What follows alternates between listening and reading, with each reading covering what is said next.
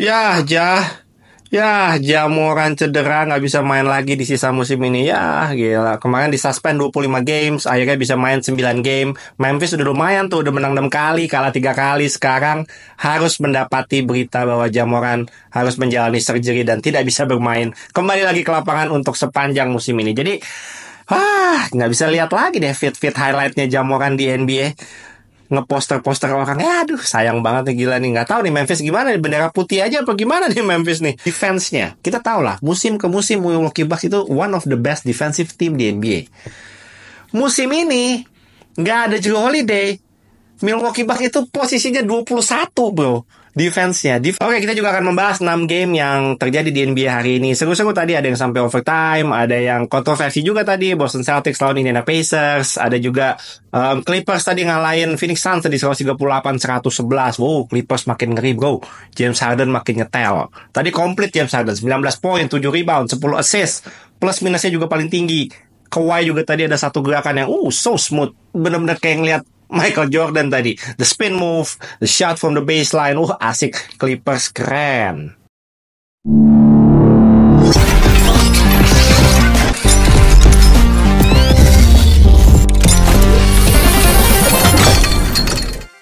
Ngobrol NBA episode 99. Guys, satu episode lagi, episode 100 bro. Gila, gue berterima kasih, bersyukur banget udah bisa sampai episode ke 100. Perjalanan yang gak gampang, tapi mudah-mudahan gue bisa konsisten terus sampai episode ke 1000, 10.000, sampai gue wariskan nanti ngobrol NBA ke anak gue.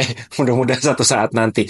Oke, di episode 99 ini, thank God gue udah sehat. Kemarin benar-benar gak bisa bikin ngobrol NBA. Gue udah jelasin juga di video di shorts. Tiba-tiba migrain, tiba-tiba menggigil. Gue istirahat tidur bed rest harian, tapi tadi pagi bangun udah aman. Jadi hari ini sanggup gue bikin ngobrol NBA. Oke, episode 99 gue sudah dipersiapkan ada 2 topik. Plus kita akan recap semua pertandingan-pertandingan yang terjadi di NBA hari ini. Ada 6 game ya. Oke, untuk topik pertama yang sudah disiapkan sama tim saya adalah topik yang kurang enak karena ini berkaitan sama Jamoran. Di mana beritanya sayang amat sangat disayangkan, Jamoran tidak bisa melanjutkan sisa musim ini karena harus menjalani surgery, ada cedera di bahunya dan dia gak akan bisa main lagi. Jadi buat fans-fansnya Memphis Grizzlies, tulis aja menurut kalian apa yang harus dilakukan sama Memphis, karena kita tahu nggak ada Jamoran di musim ini 25 games, mereka juga struggling. Jamoran main 9 game, Memphis menang 6 kali, kalah 3 kali. Ya, impactnya kelihatan lah, ada Jamoran di lapangan dan sekarang harus bermain tanpa Jamoran di sisa musim ini. Apa yang harus mereka lakukan? Apakah sudah bendera putih aja, mengibarkan bendera putih dan berharap mendapat lottery pick tahun depan? Gue nggak tahu tahun depan draftnya bagus-bagus nggak ya prospeknya ya. Ya, berat sih buat Memphis. Ini akan jadi musim yang berat buat Memphis, buat Desmond Bane, buat Jaren Jackson Jr. dan lain-lain, Zion Williams, Marcus Smart. Of course, nggak ada Steven Adams, nggak ada Brandon Clark. Ya, udah kekurangan pemain-pemain yang berkualitas. Jadi gue nggak tahu akan seperti apa Memphis Grizzlies ke depannya. Toh sejauh ini mereka juga masih ada di bawah-bawah juga, masih berusaha untuk merangkak naik. Tapi dengan berita ini, ya udahlah. Mau gimana lagi, apa sudah. Jamoran kasihan, mudah-mudahan ya operasinya berjalan dengan lancar dan musim depan bisa kembali menghiasi highlights dan fitsnya NBA lagi. Kangen juga gak ada Jamoran di lapangan karena highlightnya selalu menarik untuk kita saksikan ya. Get well soon, speedy recovery, have a successful surgery buat Jamoran dan buat Memphis Grizzlies dan semua fans-fansnya di Indonesia. Mohon bersabar, mungkin bukan musim ini, tapi mungkin musim depan akan menjadi titik kebangkitannya lagi. Oke. Berita kedua. Aduh, ini Dennis Schroeder dikabarkan mau memimpin timnya sendiri dan dia sedang di posisi tidak happy karena dia harus coming off the bench di Toronto karena Immanuel Quickley sekarang yang dijadiin starting point guard. Come on Dennis, dulu lu mestinya dapat duit banyak banget dari Lakers, tapi karena lu jual mahal akhirnya cuma dapat harusnya 80 sekian miliar, akhirnya jadi dibayar cuma 5 mil.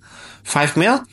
Dan sekarang karena kemarin dia sudah membawa Germany jadi juara FIBA, sekarang dia merasa dia layak menjadi starting point guard. Ya memang layak, nggak usah diragukan lagi. Dennis Schroeder memang layak. Cuma kalau arah tim ini memang mau mengangkat pemain-pemain muda dan mendevelop pemain-pemain muda di Toronto, ya mau nggak mau dia harus coming off the bench. Nggak ada yang meragukan kualitasnya Dennis Schroeder kok. Dennis Schroeder is a good player, man. Dia jadi MVP kemarin FIBA kok. Memang kualitasnya nggak usah dipertanyakan lagi. Tapi it's FIBA. FIBA ini berbeda dengan NBA. NBA pasti ada pertimbangan dari pelatih-pelatih di mana mungkin dinilai pemain A memang lebih cocok untuk menjadi starting five dan si pemain B lebih cocok untuk coming off the bench. Bukan berarti kualitasnya lebih jelek, bukan berarti Dennis Schroeder lebih jelek daripada Immanuel Quickley, tapi dia mungkin diharapkan untuk memimpin. Kalau dia pengennya memimpin timnya sendiri, mungkin pelatih berpikiran beda. Mungkin pelatih ingin Dennis Schroeder untuk memimpin second unitnya Toronto Raptors gitu. Jadi mudah-mudahan ini tidak apa ya, tidak ada yang perlu diperdebatkan sih sebenarnya. Dennis Schroeder ya dia harus menerima role-nya aja. Mau coming off the bench, mau jadi starting five, menurut gue dia harus bisa menerima dan bisa menjalankan role dengan baik. Tidak ada yang meragukan kualitasnya Dennis Schroeder kok. Dennis Schroeder itu jago, man, jago. Oke, berita ketiga dan berita terakhir sebelum kita recap game-game hari ini. The Warriors reportedly won't trade Jonathan Kuminga. Warriors sepertinya tidak tertarik untuk melakukan trade apapun ke Jonathan Kuminga. Oke, ini berita bagus harusnya. Ini berita bagus harusnya karena kemarin banyak juga berita-berita yang berseliweran bahwa kalau lo nggak mau mainin Jonathan Kuminga, kalau Steve Kerr bersikeras untuk bergantung sama veteran-veteran mereka, the Wiggins, the Draymond, the Klay Thompson, the Stephen Curry of the world, kalau mereka masih mau bergantung dan nggak mau memberikan kesempatan ke Moses Moody, ke Kuminga dan lain-lain, trade aja nih pemain-pemain muda ini. Udah lo fokus mau menang sekarang, ya udah lo isi aja sama pemain veteran yang memang dipercaya dan Steve Kerr bisa lebih nyaman. Ternyata beritanya adalah Warriors sepertinya akan mempertahankan Kuminga dan mereka percaya bahwa Kuminga bisa membantu Warriors untuk sekarang dan Kuminga bisa membantu Warriors untuk ke depan. Which is menurut gue keputusan yang benar. Wiggins, gue nggak tahu mau sampai kapan fans Warriors mau bertahan dengan Wiggins gitu, karena ya kita harus appreciate Wiggins. Dia biar bagaimanapun menjadi faktor penting ketika Warriors menjadi juara 2 tahun lalu. Tapi mungkin memang performanya sudah menurun, ya mau bagaimana lagi gitu. Kita mau menunggu dia sampai kapan untuk bisa mengharapkan dia performanya naik dan stabil lagi. Kalau memang yang di depan mata sudah terlihat bahwa Wiggins kayaknya berat nih, udah mau kita harapin balik seperti performa 2 tahun lalu gitu misalnya, ya udah yang fokus yang di depan fokus yang memang kelihatan improve aja, which is saat ini adalah Jonathan Kuminga gitu. Fokus sama yang udah pasti-pasti aja kalau menurut gue.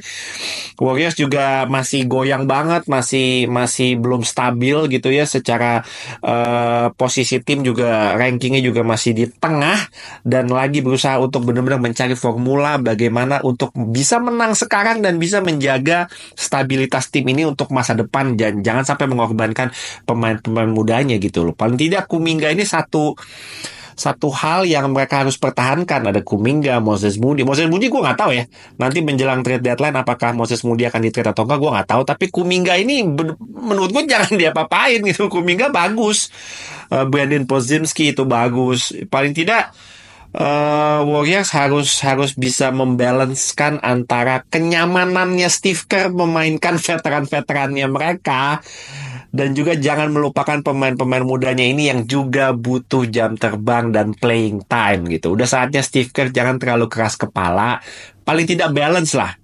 Gue ngerti kok kenapa Steve Kerr keras kepala, karena mereka udah terlalu nyaman bermusim-musim dengan pemain veterannya ini. Dan di saat pemain-pemain veterannya itu sudah menunjukkan penurunan, Steve Kerr masih belum mau berpindah ke naikin pemain-pemain mudanya. Gue paham banget Steve Kerr pasti dilemanya banyak lah sebagai pelatih. Tapi mudah-mudahan dengan berita ini Kuminga bakal mendapatkan playing time yang stabil walaupun Draymond sudah akan segera kembali ke lapangan. Mudah-mudahan Kuminga juga tetap diperhatikan dan akan lebih berkembang ya ke depannya mudah-mudahan. Di Warriors, jangan di klub lain, di Warriors sudah Kuminga di Warriors aja ya udah oke banget, udah oke. Beritanya itu aja, kita akan merecap 6 game yang terjadi di NBA hari ini. Game-gamenya seru-seru, ada berita-berita yang kontroversial juga, ada game-game yang blowout juga ada yang mengejutkan juga ada. Oke, kita bahas satu persatu ya. Yang pertama ada Boston Celtics melawan Indiana Pacers. Ini game seru nih. Skor akhirnya Pacers mengalahkan Celtics 133-131. Tadi back and forth di quarter 4 panas, seru, keras, tegang game asli. Tapi gue mau kasih shout out juga buat Tyrese Haliburton yang tadi dipaksa harus meninggalkan pertandingan karena cedera hamstring. Sampai split tadi, ngeri ngeliatnya, sampai split gitu, hamstringnya ketarik tuh, sampai dibopong tadi, dibopong sama temennya untuk ninggalin lapangan. Jadi mudah-mudahan ini bukan satu cedera yang serius. Hali lagi benar-benar di peak top performance-nya dia. Mudah-mudahan cedera ini tidak akan menghambat musimnya dia yang sudah bagus banget musim ini. Dan balik lagi ke game ini, keren man. Tadi quarter 4 keren banget untuk Indiana Pacers. Tadi yang keren ada Bennedict Mathurin, ada Aaron Nesmith keren, TJ McConnell tadi juga making some clutch baskets juga. Untuk Boston Celtics ada Jaylen Brown hari ini 40 poin ya kalau nggak salah ya. Kristaps Porzingis tadi juga bagus. Tapi ada controversial call di akhir quarter 4 itu ketika Jaylen Brown diblok sama Buddy Hield. Itu initial call-nya adalah foul, tapi akhirnya di-challenge sama Rick Carlisle dan akhirnya di-overturn sama wasit, dan akhirnya call itu tidak dianggap sebagai foul dan bolanya menjadi milik Indiana Pacers. Kalau tidak salah tadi wasit menilai bahwa blok yang dilakukan sama Buddy Hield itu kena bola dulu baru kena kepalanya Jaylen Brown. Jadi itu dianggap sebagai incidental contact. Menurut rules-nya NBA itu kalau kena bola dulu dan abis itu ada bukan gebukan, ada kena kepalanya itu dianggap sebagai incidental contact, dan yang dinilai adalah kena bolanya duluan. Incidental contact-nya belakangan gitu, itu nggak dianggap sebagai foul. Oke, itu penilaian dari wasit. Teman-teman boleh punya penilaiannya sendiri juga. Silakan gas aja di kolom komentar. Dan untuk menutup pertandingan tadi, Bennedict Mathurin di-foul oleh Kristaps Porzingis. Kalau menurut gue itu foul, jelas itu foul. Dan Bennedict Mathurin mendapatkan 2 free throw sekaligus membawa Indiana Pacers menang atas Boston Celtics. Fans-fans Celtics silahkan yang mau mencurahkan isi hatinya di kolom komen, gas aja langsung. Oke, yang kedua, game kedua adalah OKC Thunder melawan Washington Wizards. Game ini dimenangkan oleh OKC dengan skor 136-128. Ada 2 pemain yang mencetak di atas 30 poin. Ada SGA 32 poin, ada Chet Holmgren dengan 31 poin. Selain itu ada J-Dub juga 21 poin. Off the bench ada Isaiah Joe di game ini juga sangat produktif dengan 16 poin. Dan di saat kita butuh poin-poin penting dari 3 angka, Isaiah Joe selalu bisa diandalkan. Satu hal penting selain untuk OKC kenapa mereka bisa improve banget musim ini, yang pertama adalah eksekusi mereka di fourth quarter menurut gue semakin baik musim ini.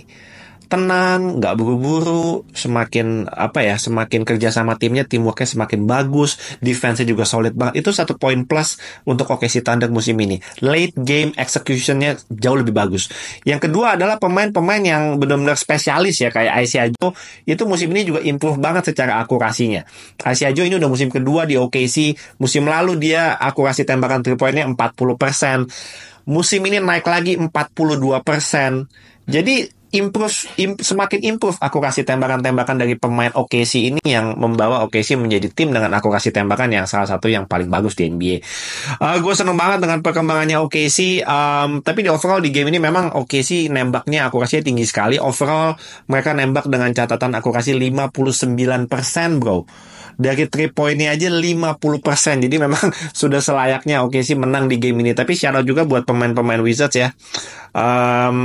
Jordan Poole, Corey Kispert, Kyle Kuzma. Walaupun sejauh ini Washington Wizards masih terpuruk banget ini di East, menang 6 kali dan udah kalah 30 kali. Ternyata nggak tahu ya. Gua nggak tahu deh. Sebelum musim ini mulai, ketika berita Jordan Poole di trade ke Washington Wizards, berapa banyak sih dari kita yang berharap bahwa seorang Jordan Poole ya, itu bisa ngangkat Wizards untuk bisa punya rekor yang lebih baik gitu musim ini dibanding musim kemarin? Ada berapa persen coba? Gue nggak pernah ngecek analisanya, gue nggak pernah ngecek, gue nggak pernah mensurvei hal itu. Tapi jujur gue sih belum menganggap Jordan Poole ada di posisi sebagai pemain yang bisa mengangkat sebuah tim dari keterpurukan gitu loh. Jordan Poole is a good player, man. Jordan Poole is a good player, tapi dia belum di posisi yang menurut gue smart enough as a player untuk bisa ngangkat sebuah tim ya.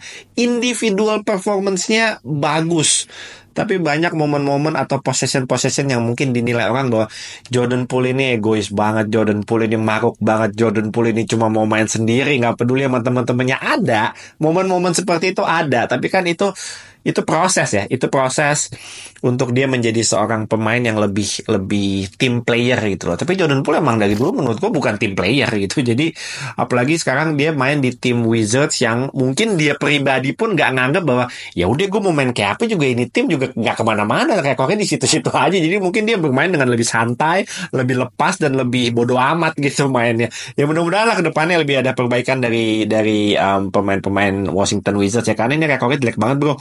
Menang 6 kali bro, menang 6 kali, kalah 30 kali.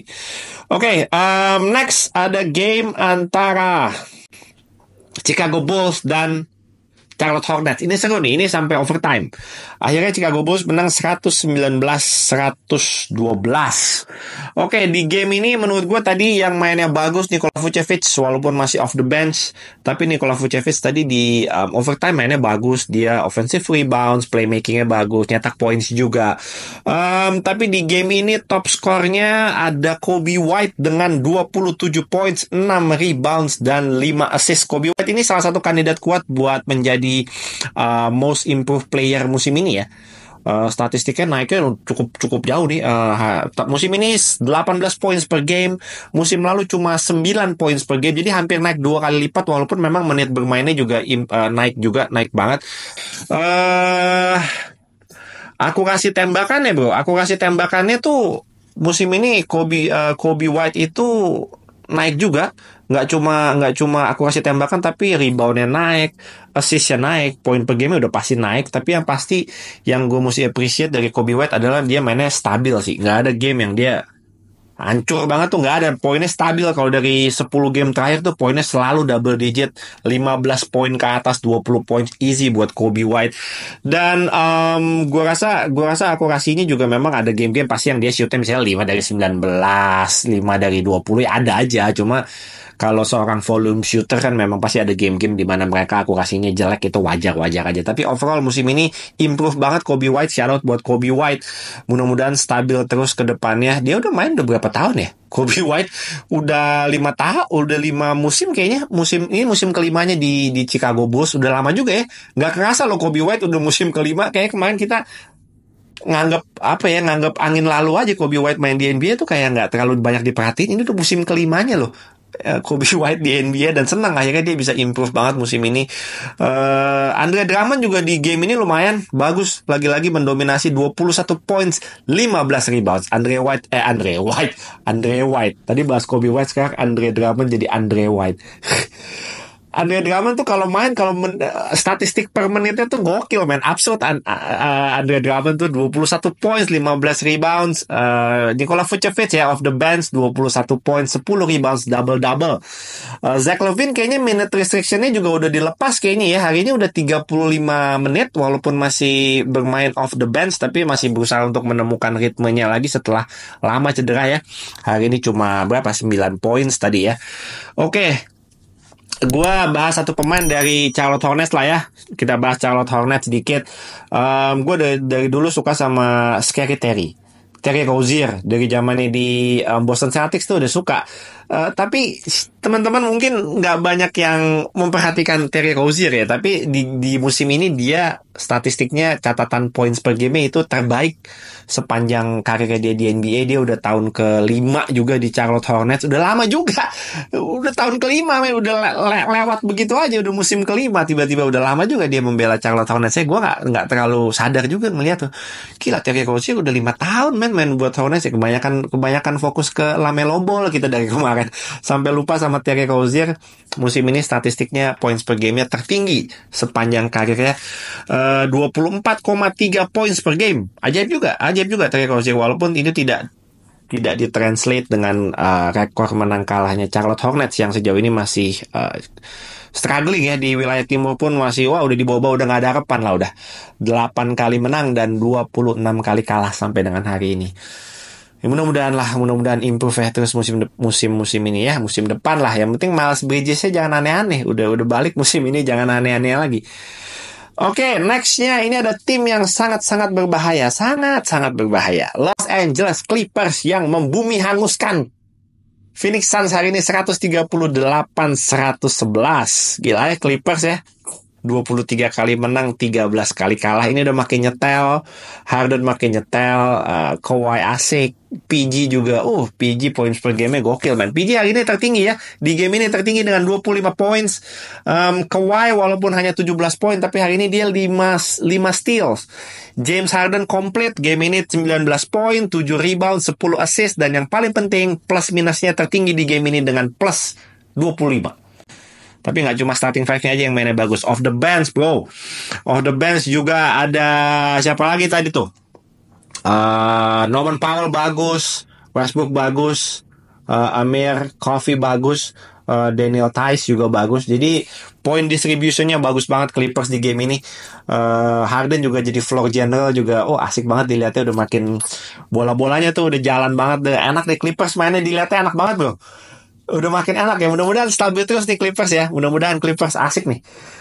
Suns hari ini KD 30 points, Devin Booker 20 points, Bradley Beal 15 points. Off the bench ada Eric Gordon dengan 12 poin. Kemarin ada satu fans yang nanya ke gue, Bro Ariel, ini Suns tuh kenapa sih? Padahal ini 3 udah main nih, tapi masih aja kalah-kalah gitu. Kemarin menang sih sebenarnya. Ada yang menang, ada kalah. Tapi gue selalu berpendapat gini kalau ngomongin Phoenix Suns. Ini Bradley Beal, Devin Booker sama KD itu kan superstar ya, jago banget nih bertiga nih, jago nih kalau udah main bertiga nih udah nggak usah diragukan lagi lah, jago men, individualnya jago gitu. KD itu salah satu yang terbaik di NBA, Booker salah satu yang terbaik di NBA, Bradley Beal juga udah levelnya udah tinggi banget. Cuma ketika 3 ini disatukan, sisanya pemain Suns yang lain menurut gue agak jomplang gitu loh untuk kalau di luar 3 ini ya, di luar 3 ini. Jadi 3 ini jago banget, sisanya jomplang. Secara gap kualitasnya menurut gue agak terlalu jauh, jomplang dibanding 3 superstar ini. Gue nggak mau meremehkan pemain-pemain kayak Eric Gordon, tapi Eric Gordon itu sudah nggak muda gitu. Kayak Yusuf Nurkic.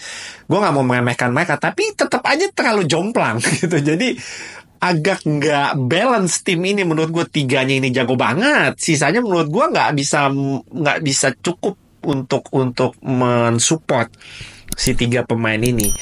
Bener-bener pemain-pemain ini semua harus step up secara kolektif gitu loh, supaya Phoenix Suns ini menjadi deep gitu.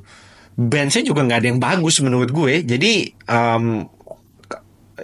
ya jomplang sih secara apa ya, secara konstruksi timnya menurut gue 3 ini nggak salah, 3 ini udah kuat banget. Cuma selain dari 3 itu menurut gue jomplang aja, bukannya jelek tapi jomplang gitu, nggak cukup untuk bisa mensupport si 3 superstar ini. Nanti PR di playoff menurut gue kalau bergantung dari 3 pemain ini doang ya. Menurut gue yang lainnya, kalau lainnya nggak step up sih kelar Phoenix Suns ya. Kita lihat lah nanti bakal seperti apa ya. Oke. Next one, tapi Clippers asik bro. Clippers ini ngeri. Nextnya ada Miami Heat yang mengalahkan Houston Rockets di game ini 120-113. Miami Heat too strong for the Rockets, man. Tyler Hero memimpin dengan 28 points. Miami Heat hari ini ada 6 pemain, bro. 6 pemain yang cetak double digit. 3 starter cetak double digit. Off the bench ada 3 pemain juga yang cetak double digit. Ada Duncan Robinson, ada Josh Richardson, ada Kevin Love. Itu off the bench double digit. Di starternya ada Bam, ada Tyler Hero, ada Jaime Jaquez Junior, itu juga double digit. Tapi ada satu pemain yang mau gue kasih shout out mau gue mention di game ini, yang mainnya, yang statistiknya lucu bro. Gue suka sama statistik yang komplit dan lucu. Karena kan gue main fantasy ya, jadi gue suka tuh kalau nyari pemain yang statistiknya lucu-lucu tuh. Di game ini ada Nikola Jovic Bukan Nikola Jokic ya, Nikola Jovic. Sophomore ya, tahun keduanya Jovic di NBA. Hari ini statsnya lucu bro. 6 poin, 8 rebounds, 6 assist, 2 steal, 2 block. Nah, itu asik tuh, statistiknya komplit, penuh, ngisi semua posnya. Walaupun single digit semua, tapi lengkap bro gamenya itu. Gue suka sama Nikola Jovic. Nikola Jovic tuh 6'10 loh, 6'10 gila. Miami Heat emang kalau nemuin dan ngedevelop pemain-pemain muda ini canggih ya. Nikola Jovic ada nih. Jaime Jaquez Junior juga. Ada yang bilang kemarin, siapa yang bilang ke gue, Jaime Jaquez Junior tuh Mexican versionnya dari Jimmy Butler. Teman-teman Hit Nation setuju atau enggak, tulis aja di kolom komentar. Oke, yang terakhir ada game antara Utah Jazz dan Milwaukee Bucks. Milwaukee Bucks hari ini Damian Lillard gak main. Akhirnya harus menelan kekalahan 132-116. Milwaukee Bucks bro. Lawan Utah Jazz dikasih 132 poin. Dan di first half Utah Jazz bisa nyetak 77 poin. 77 poin bro. Itu terlalu banyak man. Come on Milwaukee Bucks, wake up, play some defense. Gila 77 poin. Di first half juga Utah Jazz udah masukin 16 kali 3 point bro. 16 kali 3 point. Jadi entahlah itu perimeter defense-nya, rotasinya berantakan atau gimana, tapi Utah Jazz tadi wangi banget nembak 3 pointnya di first half, dibombardir Milwaukee Bucks dari 3 point, 16 kali 3 point. Walaupun di second half Milwaukee Bucks-nya comeback ya, ngejar sampai beda single digit malah. Tapi ya udah terlambat, it's too late. Akhirnya kalah 132-116, dijauhin lagi tadi di fourth quarter sama Utah Jazz. Hari ini Utah Jazz ada Mamen Jordan Clarkson dengan 21 points, 6 assists. Overall juga Utah Jazz ada 6 pemain juga yang double digit. Ada Lauri Markkanen 21 points, John Collins, Colin Sexton. Off the bench ada Jordan Clarkson, ada Keontae George, dan juga ada Kelly Olynyk, Lance Lady hari ini dengan 13 poin. Kemarin ada yang bilang, bro, apa sih penyebabnya Milwaukee Bucks kok bisa kalah gini sama tim-tim yang harusnya mereka bisa menang gitu. Jadi Giannis tadi sampai gebuk-gebuk kursi tadi. Kesel juga dia, frustasi juga jelas. Frustasi pasti. Tapi satu hal yang bisa gue cek dari data yang ada ya. Jadi teman-teman bisa analisa, fans-fansnya Milwaukee Bucks bisa tulis juga di kolom komentar menurut kalian apa yang terjadi sama Milwaukee Bucks. Tapi based on data, sampai dengan hari ini, dengan adanya Lillard dan dengan tidak adanya Jrue Holiday musim ini. Oke. Datanya musim lalu Milwaukee Bucks itu secara offensive rating mereka itu posisi 12 di akhir musim ya. Di akhir musim ini memang belum akhir musim sekarang, masih pertengahan musim. Tapi untuk perbandingan data aja, di akhir musim kemarin Milwaukee Bucks ada di posisi urutan ke-12 untuk offensive rating. Milwaukee Bucks musim ini offense-nya naik ke posisi 4. Naik ke posisi 4 atau posisi 3 gitu. Pokoknya top 5 lah di NBA. Jadi impact-nya Damian Lillard secara offense itu membawa Milwaukee Bucks naik ke posisi 4. Ini ngomongin defense sekarang. Defense Milwaukee Bucks musim lalu itu top 3, top 4 bro. Musim lalu sampai dengan akhir musim itu top 3, top 4. Di 4 terbaik di NBA defense-nya. Kita tahu lah, musim ke musim Milwaukee Bucks itu one of the best defensive team di NBA. Musim ini nggak ada Jrue Holiday, Milwaukee Bucks itu posisinya 21 bro. Defense-nya ada di urutan defensive ratingnya di urutan ke-21. Jadi turunnya boom. Dari top 4 menjadi di posisi 20-an. Itu turunnya anjlok banget. Offense-nya naik sih dari 12 ke 4, tapi defense-nya dari 4 ke 20. Jadi memang defense-nya drop banget musim ini. Itu yang gue lihat dari data. Jadi ini masih pertengahan musim memang, tapi data itu kan gak akan bohong. Defense-nya jatuh banget, turun banget musim ini untuk Milwaukee Bucks. Jadi mudah-mudahan itu bisa menjadi PR penting, bisa menjadi evaluasi penting buat Adrian Griffin sebagai rookie coach di Milwaukee Bucks yang cukup banyak menerima kritikan juga dari fans-fansnya Milwaukee Bucks. Mudah-mudahan bisa regroup dan bisa menjadi lebih baik. Secara rekor juga Milwaukee Bucks sih sebenarnya nggak jelek. terbaik musim ini Milwaukee Bucks masih ada di posisi berapa bro? Tim kedua terbaik di wilayah timur ya. 25 kali menang, 12 kali kalah di bawahnya Boston Celtics. Ya masih tipis-tipis sama Sixers lah ya. Tapi ada game-game yang dimana kita lihat Milwaukee Bucks memang rapuh lah. Masih rapuh banget secara tim. Oke, segitu saja episode 99 panjang ya. Oke, jadi kalau teman-teman punya komentar, punya opini, apapun silahkan langsung gas di kolom komen. Kita akan senang sekali buat mendengar komentar-komentar kalian. Apapun itu, kita berdiskusi. Nggak ada komentar yang benar dan salah. Semua pasti punya pendapatnya masing-masing. Jadi nggak usah malu-malu, langsung gas aja di kolom komen. Kalau ada pertanyaan apapun yang mau gue bahas buat di episode Ngobrol NBA ke depan, silahkan langsung gas juga. Oke, segitu aja episode 99. Sampai jumpa di episode Ngobrol NBA berikutnya, yaitu Ngobrol NBA yang ke 100. Wah gila, udah 100 man. Gila, seneng gue. Another milestone buat gue, mudah-mudahan semakin memotivasi gue untuk kedepannya bikin konten secara lebih serius. Dan konsisten yang penting. PR-nya adalah konsisten. Oke, seperti kita mengharapkan semua pemain-pemain favorit kita untuk konsisten terus setiap harinya. Oke, segitu aja ya guys. Thank you guys for watching. I'll see you guys on the next episode. I'm out.